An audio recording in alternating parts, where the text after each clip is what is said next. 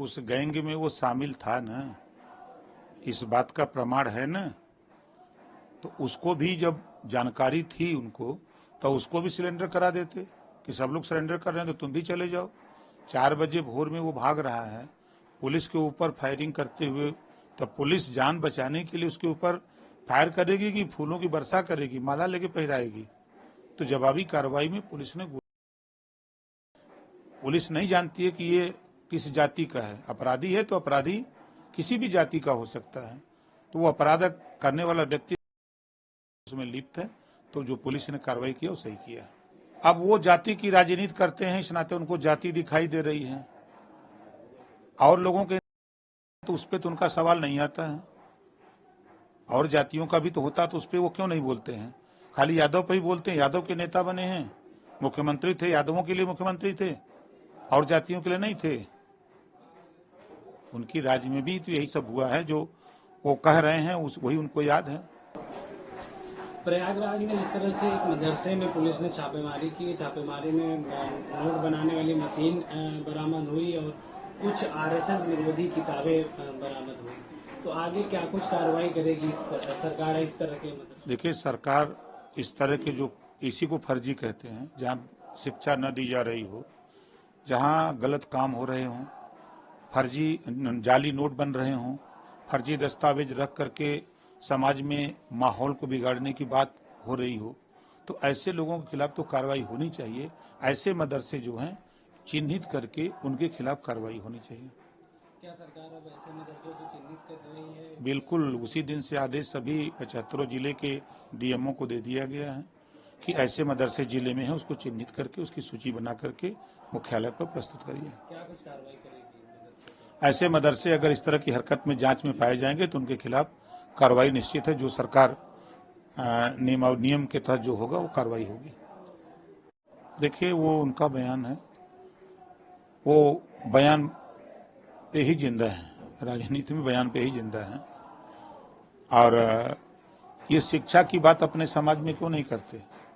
अपने समाज में जिस कम्युनिटी से आते हैं उस कम्युनिटी में ये जागृति पैदा करना चाहिए। शिक्षा के लिए, स्वास्थ्य के लिए, रोजगार के लिए, नौकरी के लिए, हक के लिए लड़ो, हिस्सेदारी के लिए लड़ो। ये जो है नफरत की बात क्यों बोलते हैं? उनको शिक्षा की तालीम की बात करते तो अच्छा लगता। तौकीर रजा कह रहे हैं कि हम जो वक्फ बोर्ड जो संशोधन बिल लेके आ रही है सरकार, उसका वो विरोध करेंगे। दिल्ली में लाखों लोग इकट्ठा होंगे और उसका विरोध करेंगे, सरकार के खिलाफ सड़क पे उतरेंगे। तो कहाँ मनाही है? लोकतंत्र में तो यही मजा है कि चाहे जो मर्जी हो, स्वतंत्र है, परमिशन ले लो, जाके अपना विरोध प्रदर्शन करो कि हम इसके पक्षधर नहीं है। ये बात जाके बताना चाहिए। लेकिन वक्फ बोर्ड के नियम है कि अगर वो ये इसी को कह दे कि हमारी संपत्ति है तो फिर कहीं सुनवाई नहीं होगी। फिर वो जाके डीएम के यहाँ खाली कराने का आदेश दे देगा कि विधायक जी इसको खाली करिए। इसमें संशोधन होने की जरूरत है कि किसी, क्या लगता है संशोधन के खिलाफ क्यों है ये लोग गलत हमेशा किए कराए हैं, उसी गलत को कायम रखना चाहते हैं।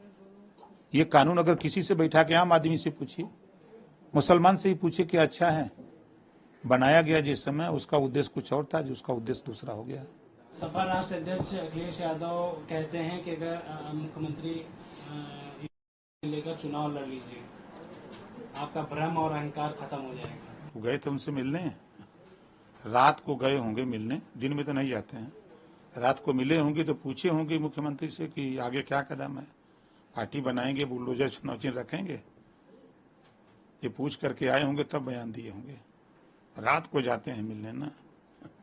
इनका बयान मुख्यमंत्री जी के बाद में आया क्योंकि मुख्यमंत्री जी ने कहा था कि बुलडोजर हर किसी के बस की बात नहीं है, इसके लिए इसको बुलडोजर चलाने के लिए दिल और दिमाग चाहिए होता है। सही कहा उन्होंने, इतनी बड़ी मशीन है उसको चलाने के लिए तो दिल और दिमाग चाहवे करिए ना।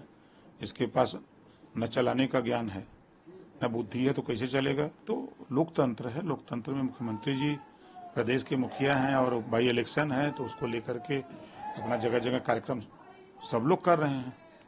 अब जनता मालिक है। क्योंकि विपक्ष का कहना है कि 10 की 10 सीटों पे जीत रही है। विपक्ष दुमुहिया सांप की तरह बोलता है। वही विपक्ष कहता है कि बाई इलेक्शन सत्ता का चुनाव होता है, जो उपचुनाव होते हैं वो सत्ता का होता है। जनता भी जानती है कि हम अगर विपक्ष को जिताएंगे तो 2.5 साल विपक्ष चिल्लाएगा कि हमारी सरकार नहीं है, हम विकास नहीं कर सकते। तो जनता सत्ता को चुनाव जिताना चाहती है और जनता सरकार के साथ में रहेगी। रिजल्ट आएगा, आप देखिएगा। अच्छा, अखिलेश यादव कह रहे हैं कि हम शुरुआत से कह रहे हैं कि संविधान खतरे में है, लोगों के अधिकार छीने जा रहे हैं। कोई सच भी नहीं और कोई सोच भी नहीं सकता कि जात के आधार पर तबादले किए जा रहे हैं उत्तर प्रदेश में। ये उनके राज में था, उसी बात को दोहरा रहे हैं कि हमारे कार्यकाल में ऐसा हो रहा था। मैंने तो देखा कि कल नियुक्ति पत्र जब वितरित हो रहा था तो हमारे विभाग में पहली बार 4 बार सपा की सरकार, लंबे समय तक कांग्रेस की सरकार, 4 बार बसपा की सरकार, और जिला पंचायत में पहली बार जेई राजभर बना है। ये साफ सुथरा चयन का है। मेहनत करने वाले लोग, बच्चे राजभर ही नहीं, मैंने उन गरीब बच्चों को देखा जो मेहनत करके पढ़ते हैं और